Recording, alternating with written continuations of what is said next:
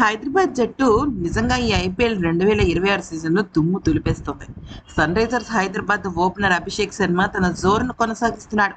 IPL 2026 సీజన్‌లో భాగంగా ఢిల్లీ క్యాపిటల్స్‌తో మంగళవారం ఉప్పల్ వేదికగా జరిగిన మ్యాచ్‌లో ఈ కాటెరమ్మ కొడుకు విధ్వంసకర శతకంతో చెలరేగాడు.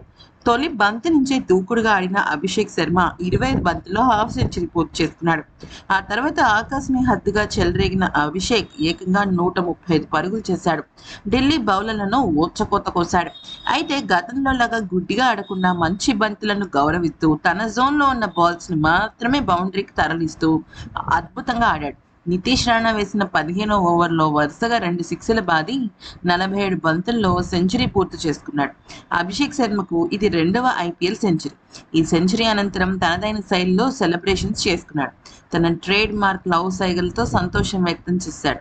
అయితే ఇక ఈ నేపథ్యంలో అభిషేక్ శర్మ విధ్వంసకర బ్యాటింగ్‌కి team India star batter Rohit Sharma రికార్డును బద్దలు కొట్టాడు తన బ్యాటింగ్‌తో. విరాట్ కోహ్లీ ఆల్ టైమ్ రికార్డును సమన్ చేశాడు. టీ20 ఫార్మాట్లో అత్యధిక శతకాలు బాదిన భారత క్రికెటర్గా విరాట్ కోహ్లీతో అభిషేక్ శర్మ సమంగా నిలిచాడు.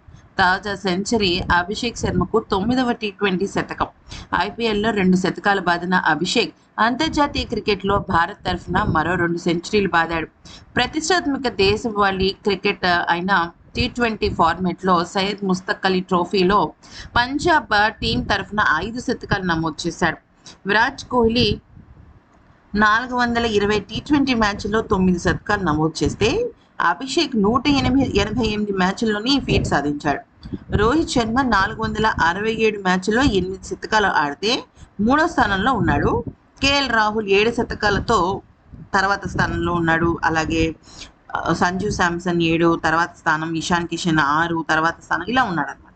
ఓవరాల్గా టీ20లలో 9 శతకాలు బాదిన 4వ బ్యాటర్గా క్వింటన్ డీకాక్ విరాట్ కోహ్లీతో సమంగా నిలిచాడు. ఈ జాబితాలో యూనివర్సల్ బాస్ క్రిస్ గేల్ 22 సెంచరీస్తో టాప్లో ఉన్నాడు. బాబర్ అజమ్ 12, సన్ రైజర్స్ హైదరాబాద్ దిగ్గజం డేవిడ్ వార్నర్ 10 తర్వాత స్థానాల్లో ఉన్నారు.